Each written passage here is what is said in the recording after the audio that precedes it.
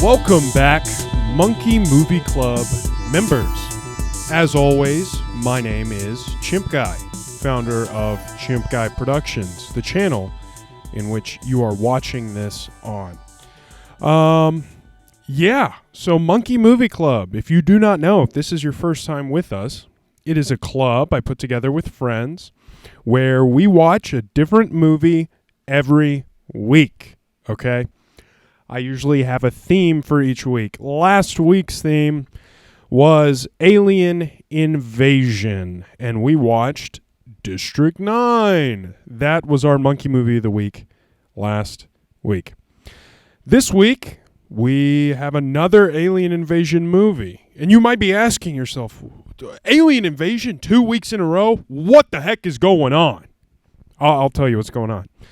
So at the end of every month, I take all the film submissions I get from the Monkey Movie Club members because we all vote. Every week, we all submit films and we vote for the one that we want to see that week.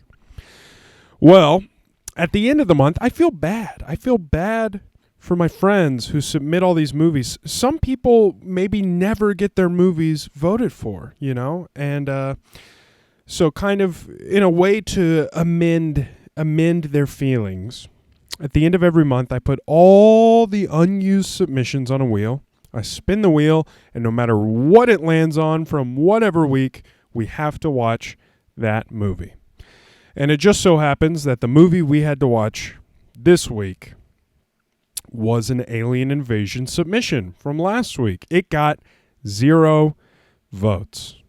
This movie got 0 votes in the Monkey Movie Club. But it is a good movie, I think, and we all got to watch it.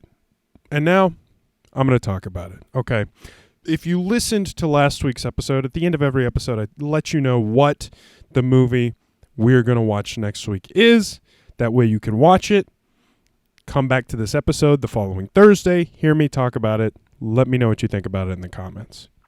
And if you watched last week's episode, I told you all that the movie we are watching is Cloverfield. Whoa! This is my little dual pack Blu-ray of Cloverfield and 10 Cloverfield Lane. I'm going to set that right there. Cloverfield. What a fun little flick. We'll get into that in just a second. But I wanted to let you guys know, I ain't coming on this Monkey Movie Club video and just talking about one movie. Nuh-uh. That's not how we do things, okay? If you watched last episode, I talked about 3 movies, okay? I want to give you that content. I want you to sit there and listen to me talk about 3 movies. I talk about one movie, that's 20 minutes. I'm in and I'm out. I'm going to stick around. I have fun with this thing. I want to be here. I want to talk about movies, man. So I am going to talk about all 3 Cloverfield movies. Cloverfield, 10 Cloverfield Lane, and the Netflix original film, The Cloverfield Paradox. So yeah, let's get right into it. Before we get started, I want to say that I appreciate you being here and for following along and listening. Don't forget to subscribe if you have not already, and leave a comment. Let me know what you think about these movies. Maybe you haven't seen any of these movies, and us talking about them here makes you want to go see those movies. So, yeah, let's talk about some Cloverfield, okay? I think I'm going to mainly talk about Cloverfield because that was the Monkey Movie of the Week, right? And then I'm going to touch on the other Cloverfield movies. All right, so the first Cloverfield, just Cloverfield, simple title, one word, Cloverfield. Cloverfield is a found footage horror / thriller film, sci-fi maybe even, directed by the great Matt Reeves. Okay, Matt Reeves. Let's talk about him for a second. He's a cool guy. Okay, he's made some good stuff. He made, as I mentioned in the last episode, the 2022 Robert Pattinson Batman film, The Batman. I loved that movie. I saw that movie 4 times in theaters when it came out, maybe 5, and I've owned a 4K Blu-ray of it, and I have watched it 3 times on 4K Blu-ray since. That movie just blew me away when it came out, and I've always been a huge Batman fan.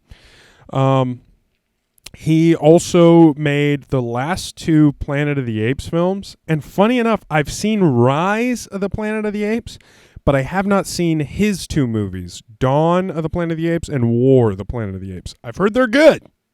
I'm going to watch them, Matt, just for you, Mr. Reeves. He also made a movie called, I think, Let Me In. I've seen that. I saw that movie a long time ago. It's a vampire movie with Chloe Grace Moretz. She was still a youngin' when it came out. Yeah, Let Me In is actually an English adaptation of a Swedish film called Let the Right One In, which, good title. Let Me In is a little too simple, but I'll give it to you. I mean, just follow The Ring is not originally an American horror movie, and it's called Ringu. And then they just translated it to Ring for the American. I feel like you could have still called this one Let the Right One In, but I'm not going to get into that too much, Matt. I remember liking it when it came out. Maybe I'll revisit it. That Chloe Grace Moretz, man, she can act, can't she? But yeah, Matt Reeves, okay. There's some interesting backstory with Matt Reeves and Bad Robot, which is the production company that produced Cloverfield. And if you do not know, Bad Robot is J.J. Abrams' production company. J.J. Abrams, he has made a lot of sci-fi stuff. He did like the Star Trek remakes. He did Star Wars Force Awakens and Rise of Skywalker. Don't hold that against him. He seems like an okay guy. I think he didn't he also work on Lost or something. He's always talking about the mystery box, you know. He likes to leave questions for the audience. And yeah, well, Matt Reeves and J.J. Abrams apparently go way back. I read in a Variety article that Matt Reeves, I'm just going to say Matt and J.J., okay? Matt and J.J. knew each other when they were 13 years old, and they made short films together when they were kids. So little humble beginnings there. And when they were like 15, 16 years old, both of them got hired by Steven Spielberg to like transfer old Super 8 film stock for him. And so they've been working together for a little while now.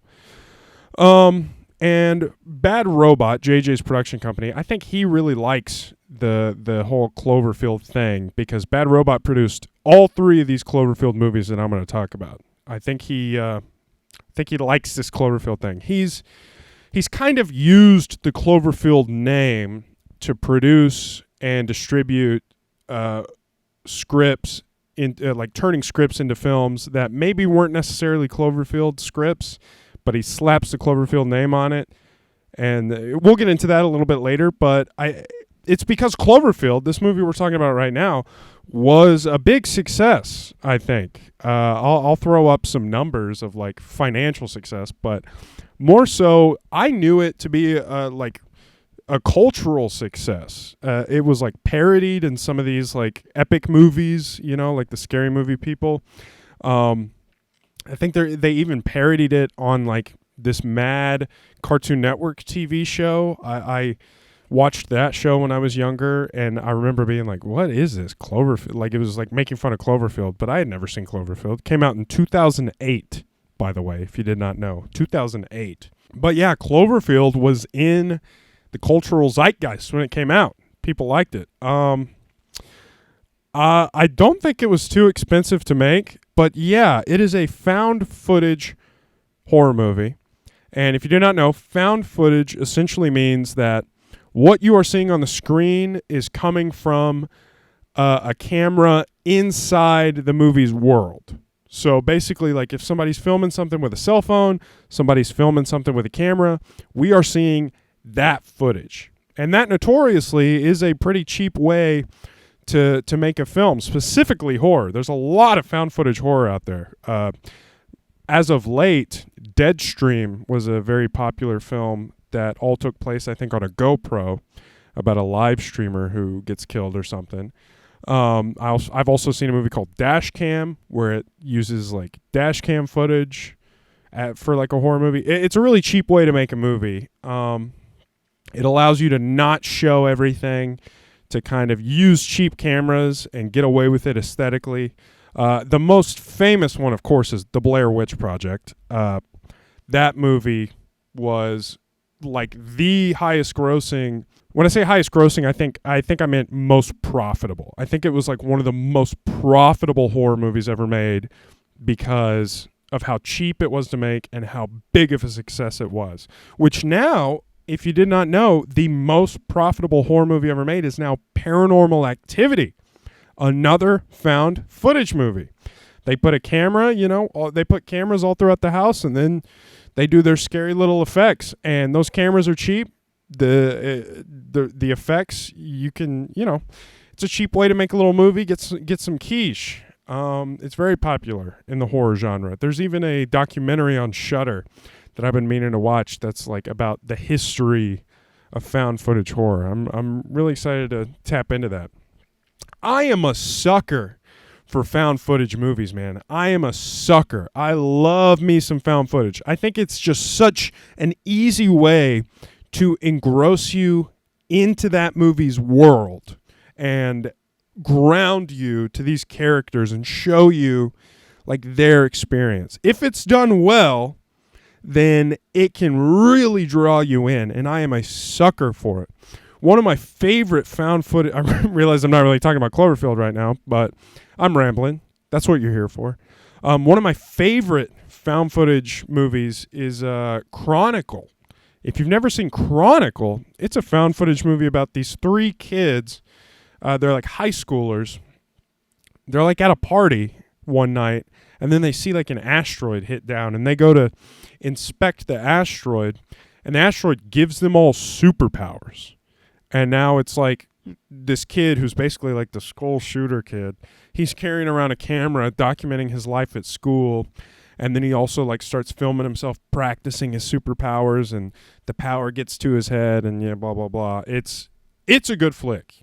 That's another good found footage flick. Watch that. I've basically forced everybody I cared about in my life to watch that movie. Like, I bought the DVD before I even like collected DVDs like this, and I forced everyone I knew to watch it. Like my girlfriend in college forced her to watch it, and all my friends, everybody, my family.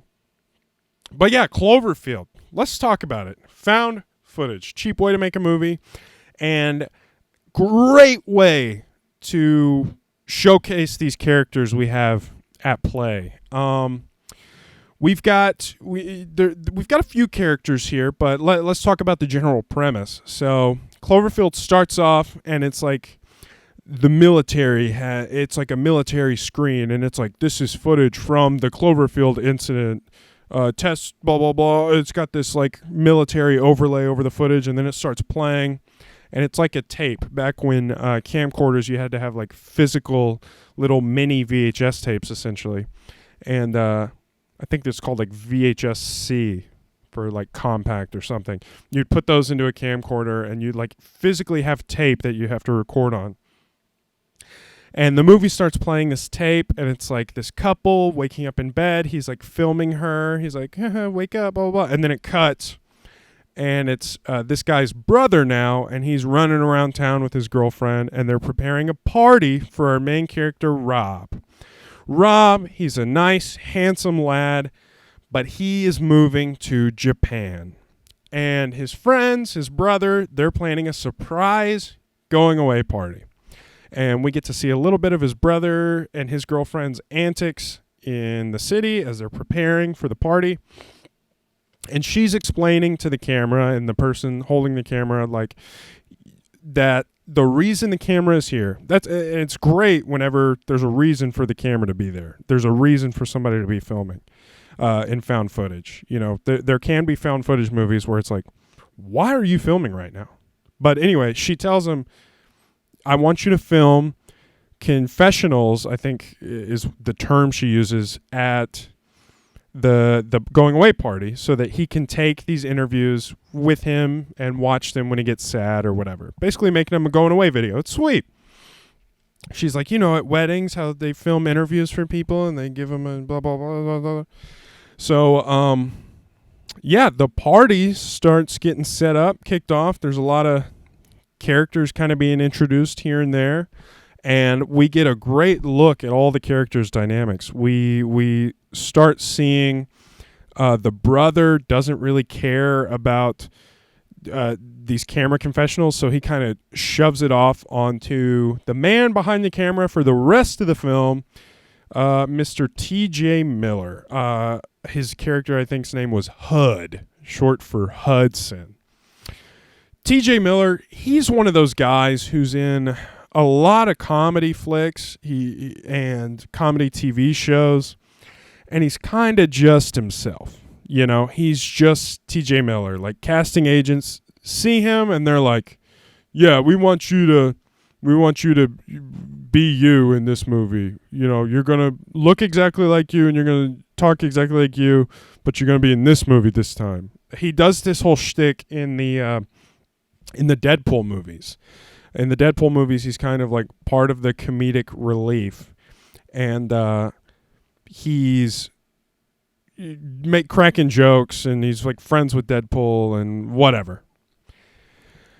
He's not the best person. I think he got arrested a couple years ago for like faking a bomb threat on like an Amtrak, and also he had some allegations come out against him from one of his former girlfriends that he was abusive or something.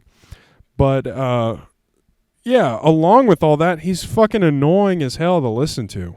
I don't like his voice, don't like his comedy, and it undercuts some emotional moments, but whatever, I can let it slide. What's up, Cap? But yeah, Mr. T.J. Miller is behind the camera for essentially the whole film once it's passed to him during the party.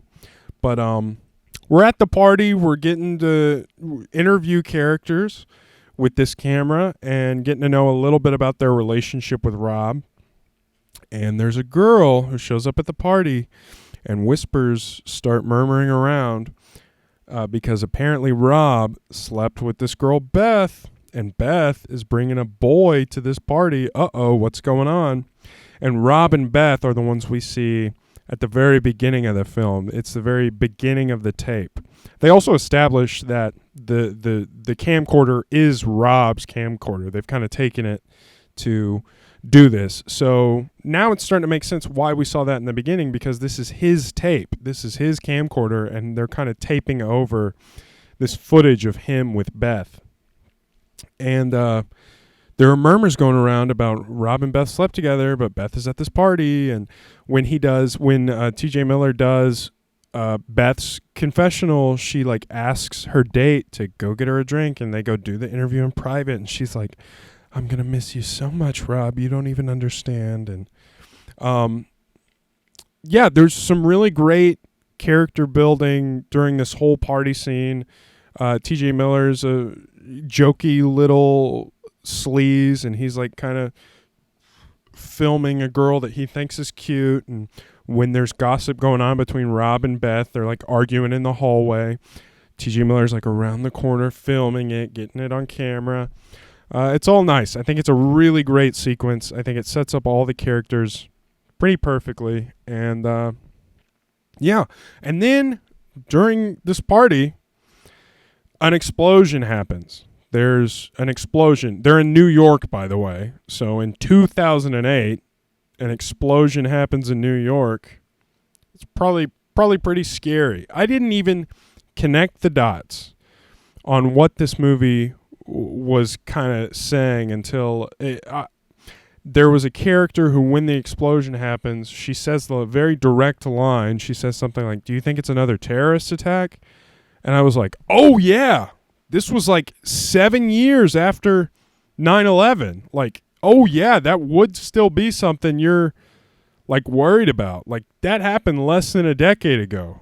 Shit. And it kind of recontextualized the kind of terror that was being instilled into these characters and everybody freaking out. And I was like, wow, yeah, that would be really scary. Being in New York, looking out your window and just seeing a bunch of explosions in the city. I think this movie is trying to be like the American version of Godzilla, in the sense that Godzilla, the original 1951, was about the bombs being dropped on Hiroshima and Nagasaki. And the movie talks about that a lot. Go watch Godzilla. It's great. Shout out Godzilla. But I think this movie's trying to do kind of the same thing, but with 9/11.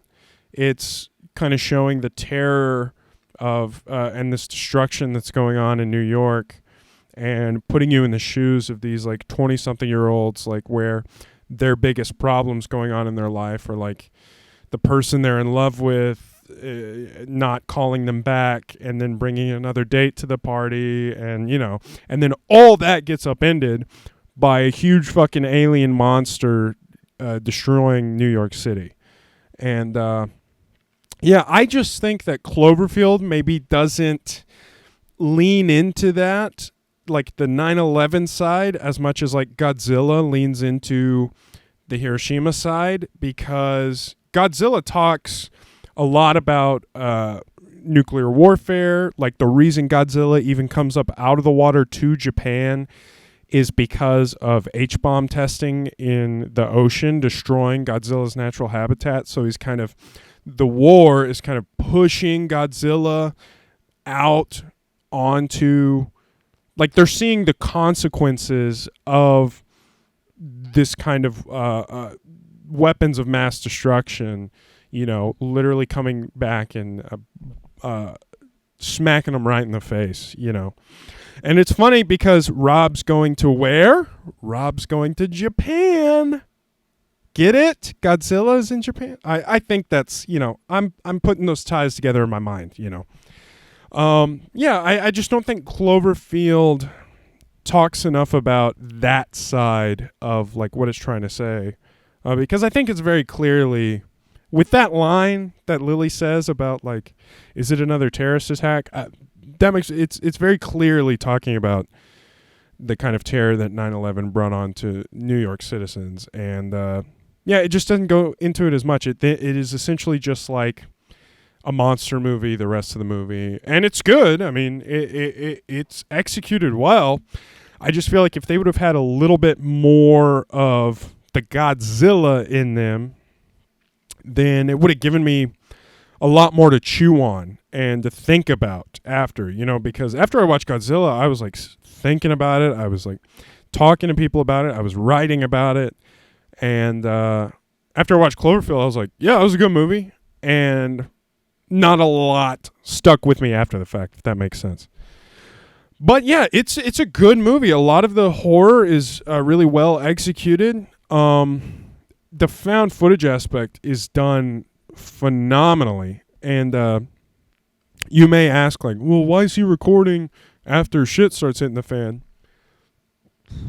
It's kind of just like TJ Miller's character being like, this is important. Like, people are going to want to see this. Like, I need to document this. And I think that's an honorable, like, he may be looking at it from like I want to sell this footage aspect. I don't remember. He might even say something like that. But I think it's a good reason to keep the camera rolling and keep the movie going, instead of just throwing the camera down. But yeah, there's like one part where they're walking through subway tunnels and like there's power outages and like it's completely dark, and then they see rats like start running all throughout the subway in one direction, and they're like, it looks like they're running away from something. And then Rob's like, here, let me turn on the night vision on the camera. And as soon as he turns it on, they see like these tiny alien monsters up on the roof, and it's awesome. It's done very well. And also, I love that the movie does not show too much during certain points. Like there's one point where they're in the subway tunnels and they get rescued by the army or whatever, and the army takes them to like this makeshift hospital that they've made. Like they've got tents set up and like people on stretchers, and it is like so crowded because there's just so much destruction going on, and it's so loud and busy, and the camera, like TJ Miller's like looking around just trying to figure out what to show because there's so much going on, and you just get like small snippets of like one dude with his guts literally hanging out being wheeled around, and some crowd of people laid down on cots just bloodied, and it's such a quick little scene but such a nice set piece, and it is showcased beautifully. Well done, Mr. Reeves. And then somebody's head explodes behind a tarp. It's pretty awesome. You get to see a little head explode shadow.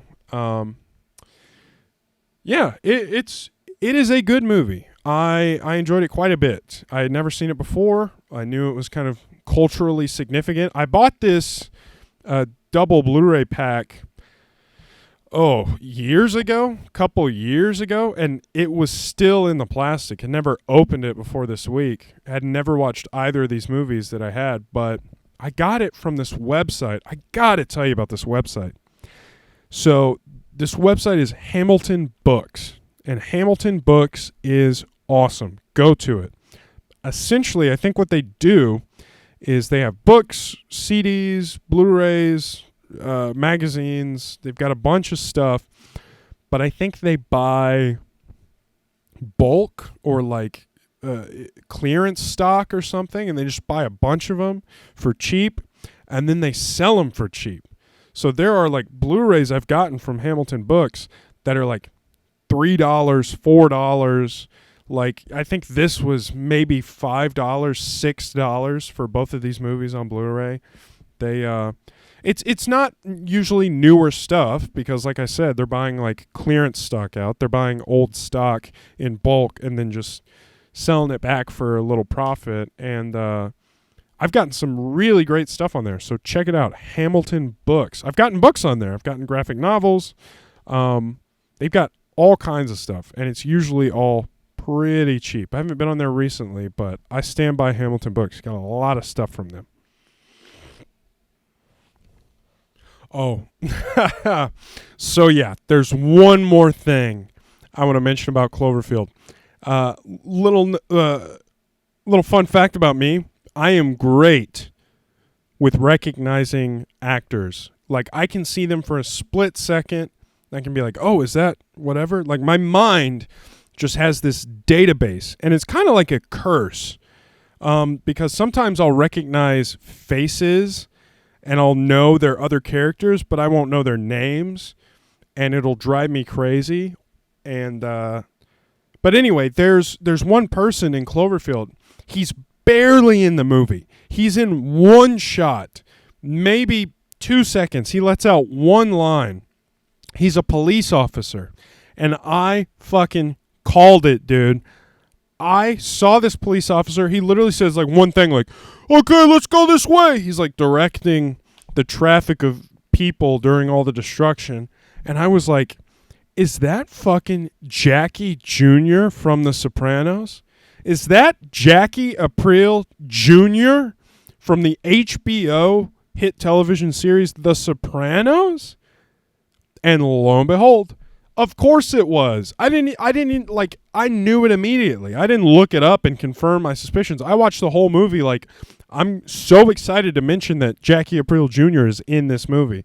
I looked up his name, His name is Jason Jason Serbone. He plays police officer.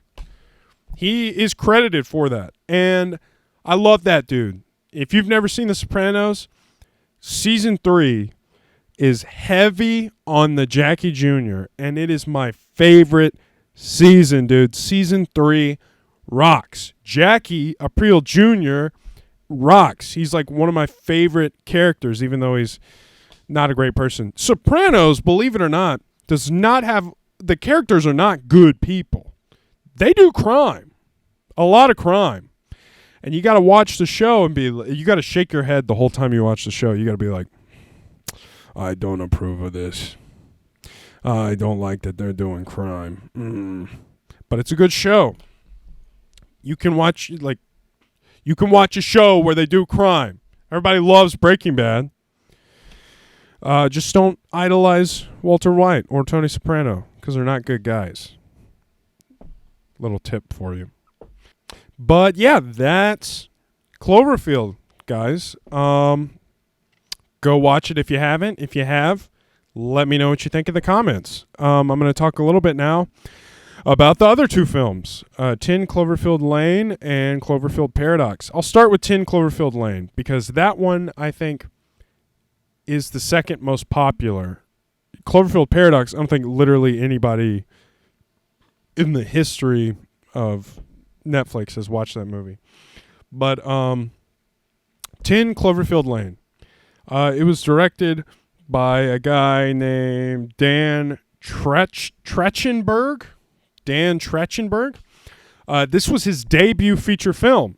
So congrats, Dan, because it's a pretty good movie if I say so myself. 10 Cloverfield Lane. So I told you we'd talk about this a little later, but essentially something I heard about J.J. Abrams, Bad Robot, and these Cloverfield spinoffs. I think J.J. saw the script for this 10 Cloverfield Lane. It was originally a completely unrelated to Cloverfield script. It was the same movie, just without having anything to do with Cloverfield. He saw the script, he liked it, but in order to get butts in seats, to get people to see the movie, he slaps Cloverfield name on it. He changes a couple things to make it more sci-fi, and then, boom, puts out the movie. And I think it did okay. Like, I heard really good things about it when it came out. I don't know anything about its, like, how much money it made or whatever. Like, that even matters, you know.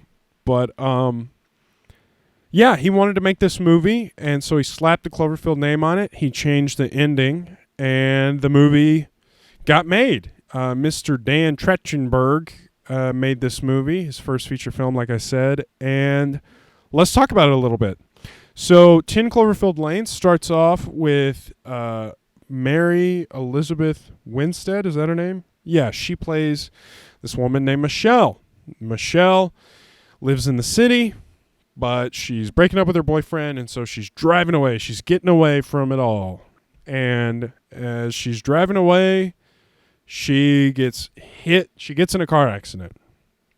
She wakes up from the car accident, and she's got like a broken leg. She's inside this concrete room with a big scary metal door on it, and her broken leg is chained to the wall. And she is like, what the hell is going on? And Mr. John Goodman plays Howard in the movie. And Howard walks in soon after and has like a lunch tray with food on it. And he's like, you gotta eat, girl. And she's like, what the hell am I doing here? What's going on? What do you do? Why am I here? Why'd you lock me up to here? And he says, well, you got in an accident and I saw you.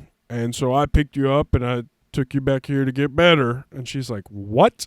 Why am I locked here? What's going on? And Mr. Howard tells her that there have been attacks on the surface and that they're in a bunker right now. And she's only safe in the bunker because the air is poisonous and it'll kill you. The air's going to kill you. You're going to die. There's World War III going on out there, girl.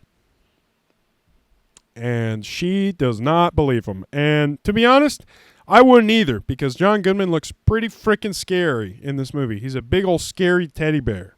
He doesn't look very trustworthy in this movie. Just being honest, Mr. Goodman. But that's on purpose. He's kind of our antagonist. He's keeping the whole concept of the movie. He's keeping this girl trapped here. He's telling her that it's World War III out there, that she can't go out. He's not even giving her the option. He's not saying, you can go out there if you want. He's like, no, I am not opening that door and letting anything out or in. You are staying here.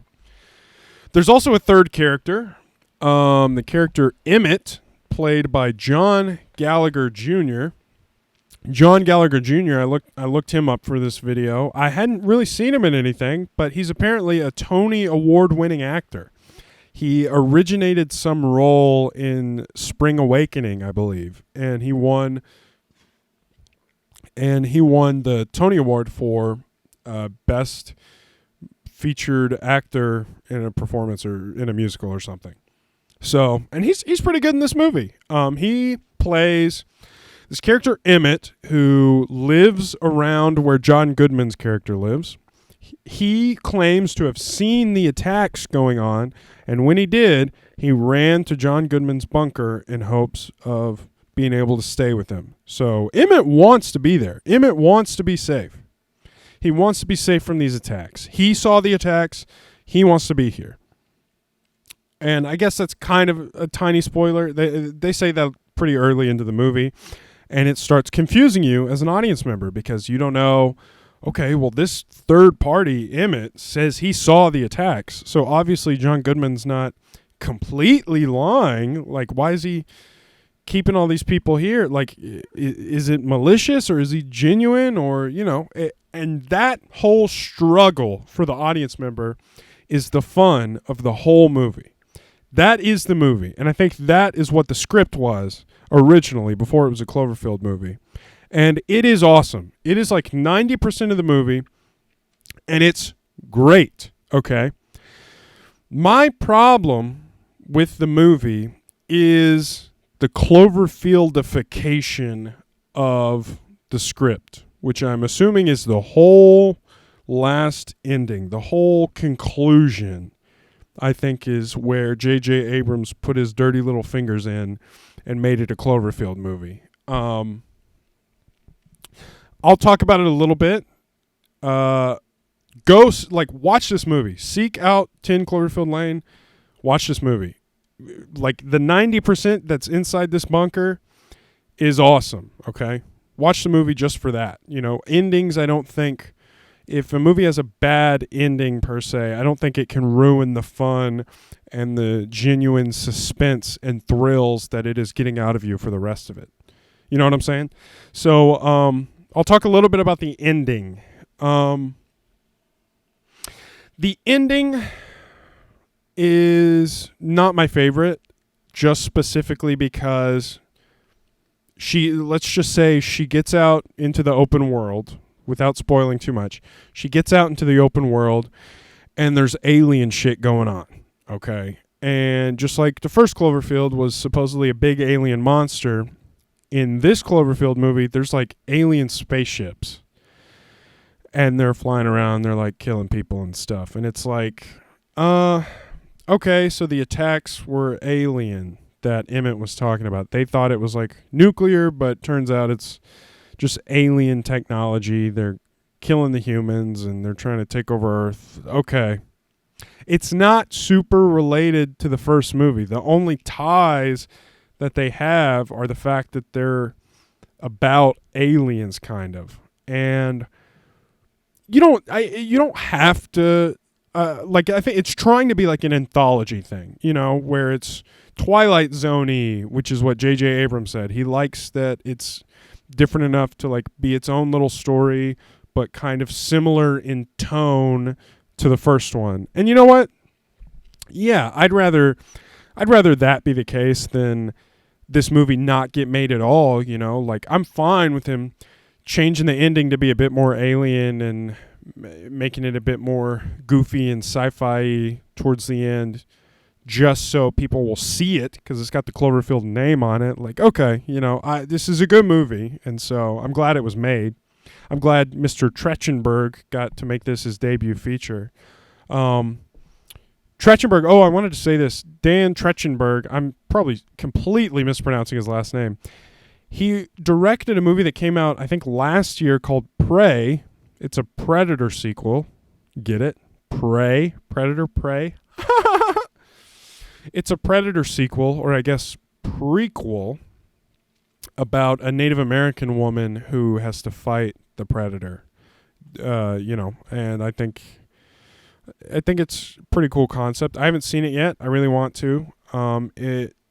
It debuted on streaming, and when stuff debuts on streaming, it's a bit harder to get my view, I think. I love going to the theater. I love buying a Blu-ray or something. Prey just came out on Blu-ray. As I'm saying this right now, Prey just released on physical media, and it came out a year ago. And maybe now I'll actually watch it. It was a Hulu original, and Hulu has like one of my least favorite user interfaces, But yeah, I've heard a lot of good things about that movie. So Mr. Trachtenberg, he's on a roll, okay? But yeah, I forgot what I was even saying before that. But yeah, I just don't like the silly alien ending for such like a serious, tense thriller. The other 90% of the movie that I've seen, but whatever, JJ, you do you. All right, so I think I'm going to move on to the final film that I'm going to be talking about, which is the Cloverfield Paradox. So this is an interesting movie, not because it's good, because it's not. What's interesting about it is how it was released. If you did not know, the Cloverfield Paradox released in 2018, 5 years ago. Isn't that crazy? 2018 was 5 years ago. And when it came out, it was a Netflix original, okay? But it had no marketing. It had no trailers were dropped. Nothing was being talked about with this movie. But then the Super Bowl runs around. The Super Bowl comes around, and Netflix pays for a commercial for the Cloverfield Paradox. It's a little teaser trailer. And at the end of the teaser trailer, it says, this movie will be streaming after the big game. Whoa. Okay? I'm going to be completely honest. My opinions on this movie aside, I think that's baller as fuck. I think it is such a baller move to just be like, yeah, we haven't said anything about this movie. There's been no trailers. But yeah, you can watch it after this football game that you're watching. It'll be available to watch. Go watch it. I think that's baller. I think it's awesome. Unfortunately, not a great marketing tactic. And also, they probably did that for a reason because they knew it was a big stinker. So instead of trying to build up hype for it, they just said, let's pay for a Super Bowl commercial and put it out. Let's just get it out of our hands. Which, speaking of, I looked this up.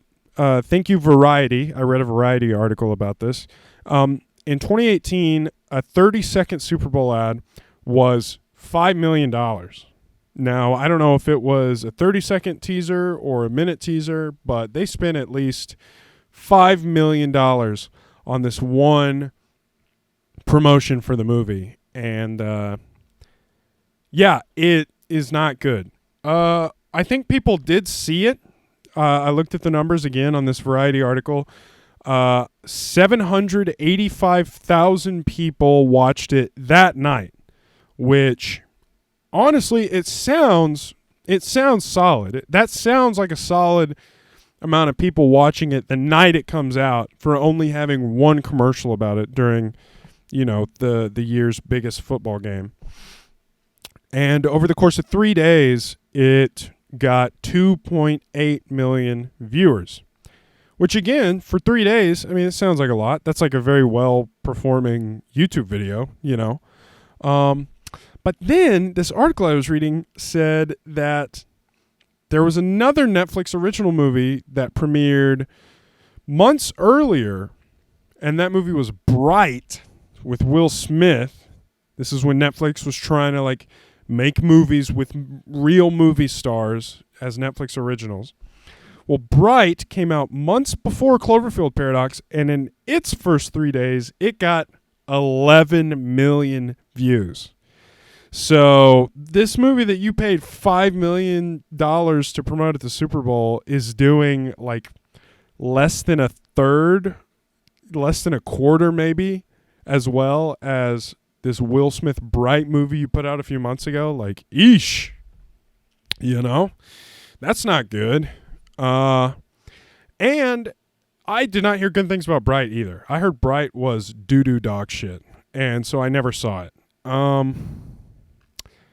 But yeah, the Cloverfield Paradox, nobody's talking about it nowadays. Nobody's talking about it because it means nothing. The movie is nothing.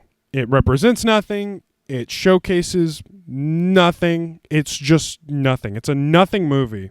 And there are a lot of Netflix movies like that I have watched in the past, and I'm like, who is this for? What is this? What's the audience for this? This is like, no audience I can think of will like this. And that's the case with the Cloverfield Paradox. So let's get into it. The Cloverfield Paradox is a movie about, let me tell you a little bit about the plot. Our main character, don't even know her name, don't care. Our main character, there's an energy crisis on Earth. It takes place a little bit in the future. There's an energy crisis, and the world is almost at war. Russia's almost at war with China, who's almost at war with us, all over gasoline and energy. And our main character is a scientist, an astronaut even. And the government wants to send her to space with a bunch of other people from other countries' governments up onto the space station. And they're going to run a particle accelerator. And if it succeeds, it's going to create infinite sustainable energy, and all of our problems will be solved. They have to do it in space because it's too dangerous to do it on Earth. Yada, yada, yada. So our main character is in space, and they've got this particle accelerator. There's someone from Ireland. There's someone from Germany. There's someone from Russia. There's someone from the UK, there's someone from China. They're all here, and they're working together on this one spaceship to do this particle accelerator and to create sustainable infinite energy for everybody. But oh no, would you believe it? Something goes wrong. They run it, and the world is gone. Like Earth is gone. Their spaceship is just like in the middle of nowhere. Like they see the sun, but the Earth is gone, and they've lost all contact with Earth, and they're like, what's going on? And after they run this accelerator and Earth is gone, more weird shit happens. There's a woman in the walls. They hear screaming in the walls, and this woman is just like in the walls, and there's like wires running through her hands, and she's like stuck in the walls. And honestly, it was kind of a cool visual.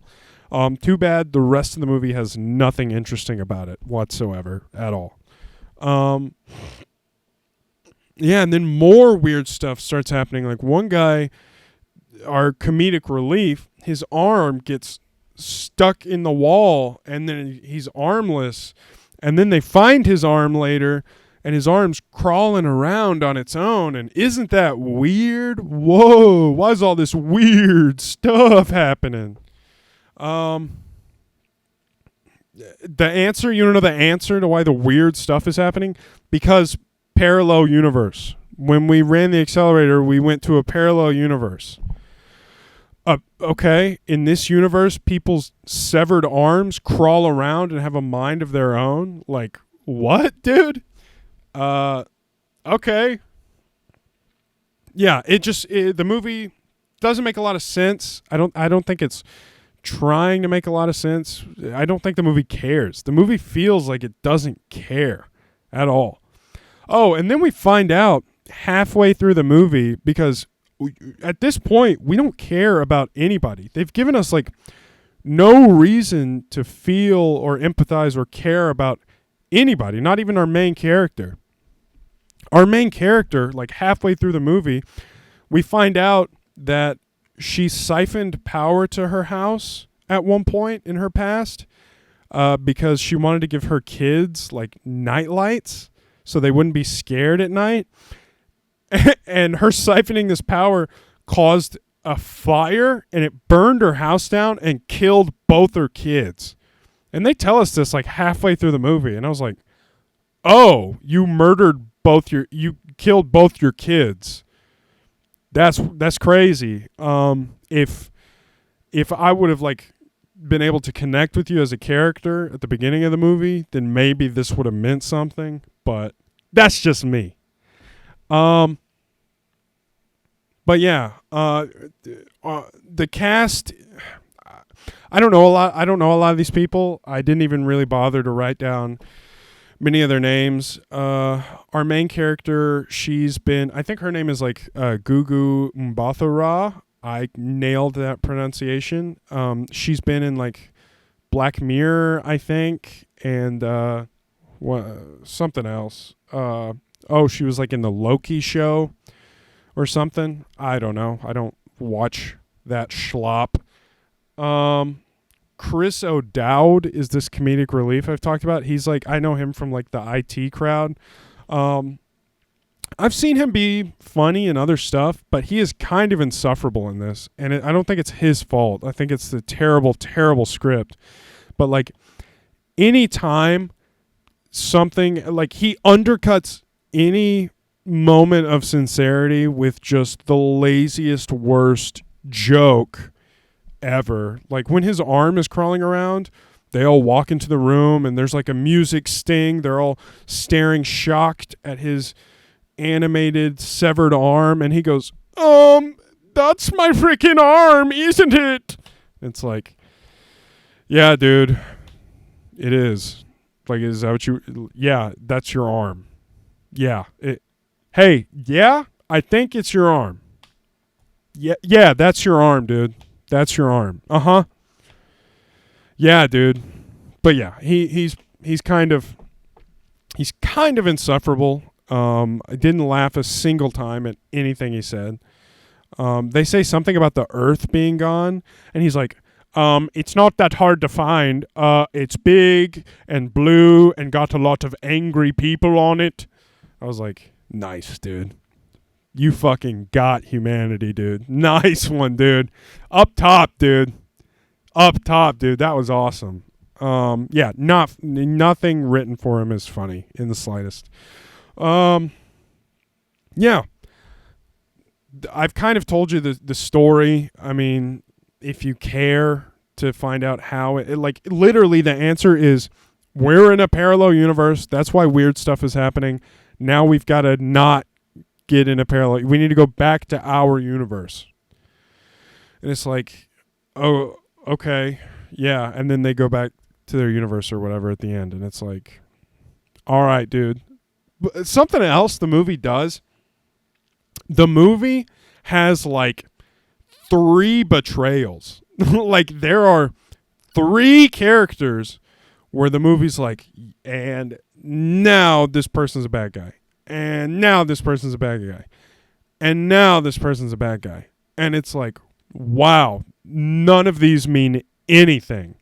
Like, the first one was like the Russian guy. They're like, yeah, the Russian, he's actually bad. And dude, what he does is insane. So they set up this 3D printer inside like their common area, like their kitchen or dining area.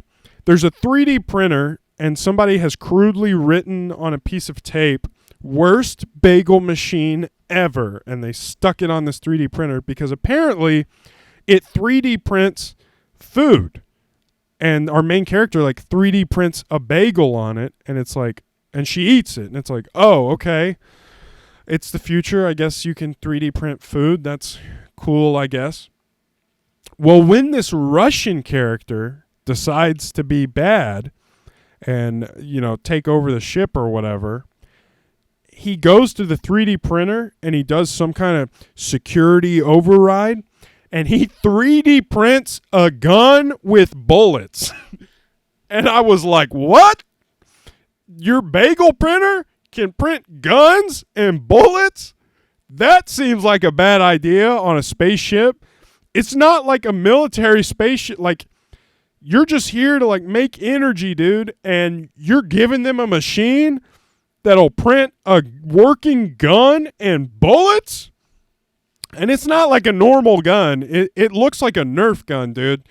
It looks like a super soaker. And this dude prints it off, and I'm like, okay. And then he's like shooting it at people, and I'm like, oh, that's a real gun. He 3D printed a real gun on the bagel machine. That's crazy. But yeah, I was like, that's a wild thing to do. But yeah, and then another character is like, oh, it turns out he's kind of a bad guy. He betrayed them. And then at the very end, there's another betrayal.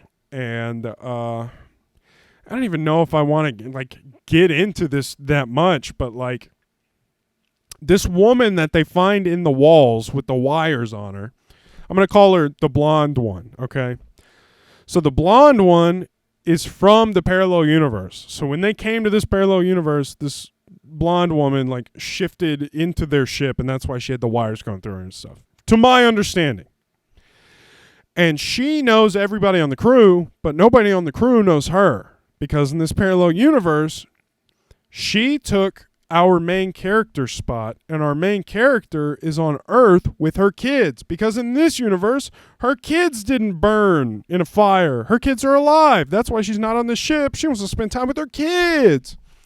And this blonde woman shows our main character video footage. She's like, look, here's you with your kids that are grown up now because you didn't kill them in a fire.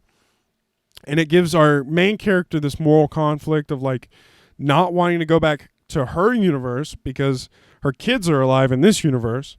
And so there's this footage of her with her kids on this big screen. And I'm telling you this because there's this insane visual that they do at the end of the movie. Insane. Where this blonde woman betrays them because in her universe, the particle accelerator exploded or whatever, and she wants our character's particle accelerator to solve the energy crisis in her universe. So, is this making any sense to you? So, the blonde woman now has the 3D printed gun and is like trying to take over the ship and like shooting people. And she's trying to kill our main character, and our main character's hiding. And to like emotionally manipulate the main character, the blonde woman turns on the footage of her with her kids, okay? And she's like, you got to come out. You get to see your kids again, blah, blah, blah.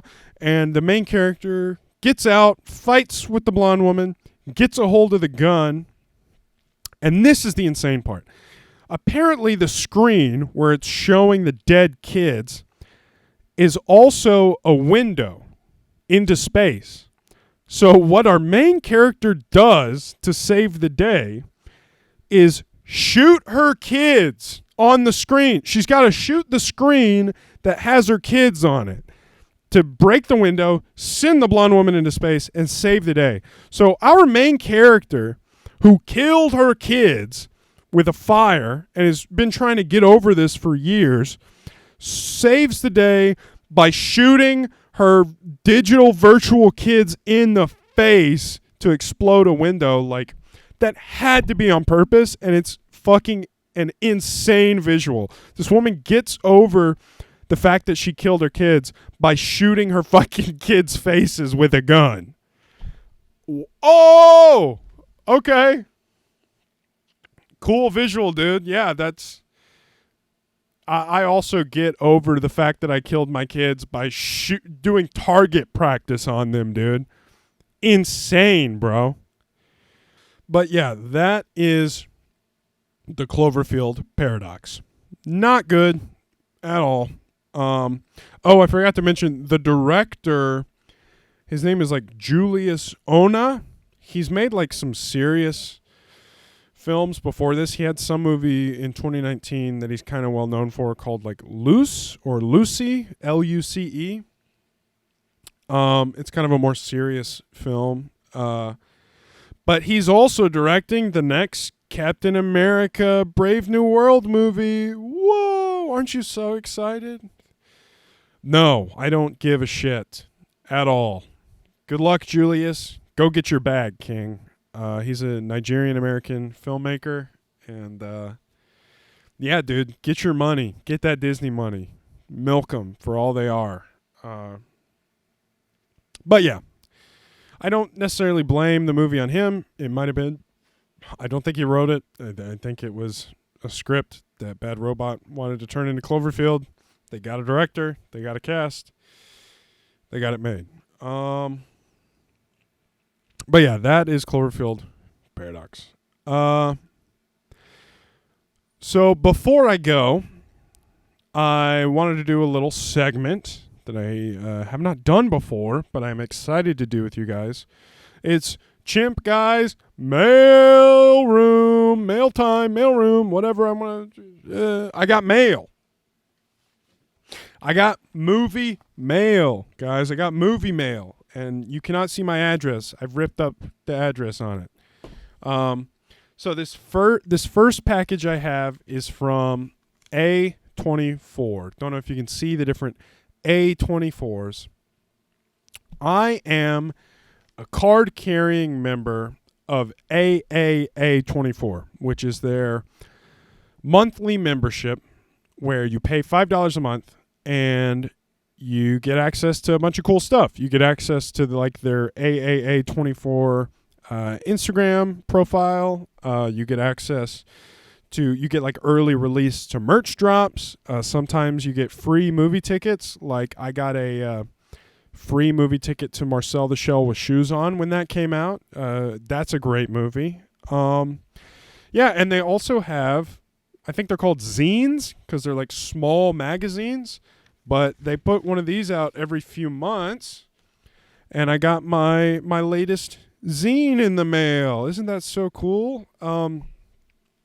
AAA24 is also really dope because on your birthday, if you've been a member long enough, you get to choose from a selection of items, and they'll send it to you from their shop, and they'll send it to you for free. Free shipping, free item. Like, you don't have to pay for anything. You just select what you want, and they send it to you.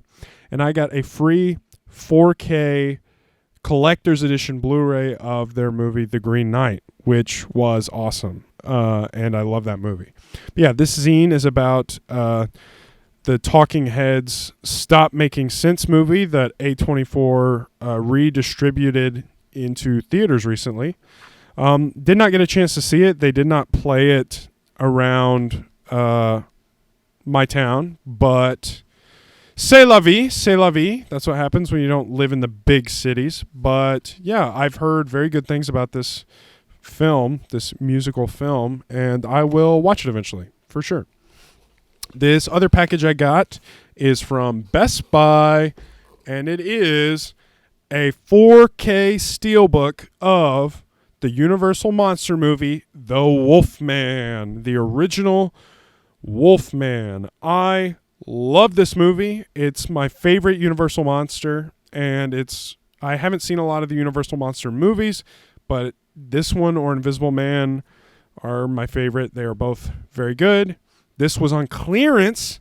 Usually 4K steelbooks are like $30, $40 or something. This one was on clearance online for $15. So I got that. I got that on sale. Hi, cat. Hi, kitty. Yeah, but that was Chimp Guy Mail Time. Thank you so much for watching this episode of Monkey Movie Club. If this is your first time, welcome. Thank you for watching the episode. I hope to see you in future episodes. If you're a returning viewer, thanks again for coming back. I love doing these, and I love having you here to watch me ramble about movies. So, got to tell you a little bit about next week so you can prepare for the next episode of Monkey Movie Club. The movie we are watching is Buffaloed. Buffaloed. I forgot to tell you the theme. The theme is directed by women. So all next week, I'm going to be talking about films directed by women, and the monkey movie of the week is Buffaloed. Buffaloed is a movie starring Zoe Deutsch. I think that's how you say her name. I like her. She's a great actress. I'm really excited to watch that movie, and I'm really excited to talk about female filmmakers. And I'm going to talk about a few movies next week. Thanks for stopping by.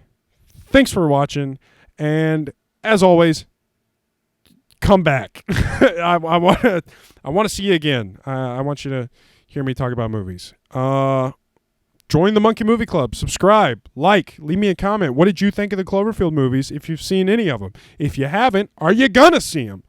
Let me know. I'm excited. I love doing these. I love movies. I love monkeys. I love movies. I love clubs. I love all three of those things in the name. Thank you guys so much. My name's Chimp Guy, and I'll see you in the next one.